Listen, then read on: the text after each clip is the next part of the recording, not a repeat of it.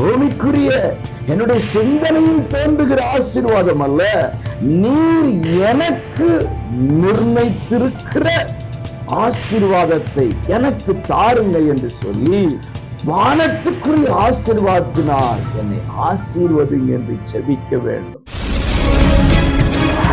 ஆவிக்குரிய அன்பு உறவுகளே, உங்களை மனதார வாழ்த்துகிறேன். இயேசு ராஜா உங்களோடு இணைந்து இருப்பாராக. எபேசியர் 1:3 அவர் கிறிஸ்துவுக்குள் உன்னதங்களிலே ஆவிக்குரிய சகல ஆசீர்வாதத்தினாலும் நம்மை ஆசீர்வதித்திருக்கிறார். அன்புக்குரியவர்களே, பூமிக்குரிய ஆசீர்வாதத்தையே நம்முடைய சிந்தை சிந்தித்துக் கொண்டிருக்கின்றன.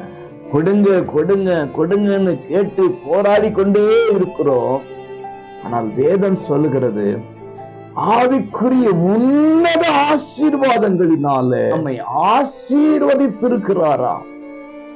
பூமிக்குரிய ஆசீர்வாதங்கள் அல்ல, உன்னதத்திலிருந்து உண்டாகிற ஆசீர்வாதங்களினால நம்மை ஆசீர்வதித்திருக்கிறாரா. அவர் முடிச்சிட்டாருங்க. அதை நாம் பெற்றுக்கொள்ள வேண்டியது நம்முடைய கடமையா இருக்கிறது, நம்முடைய கைகளில் இருக்கிறது.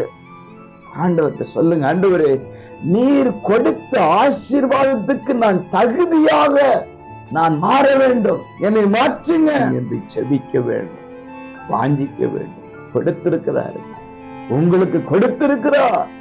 அதை பெற்றுக் கொள்ளுகிற காலம் வருகிறது.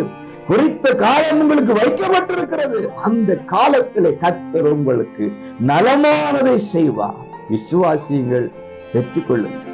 God bless.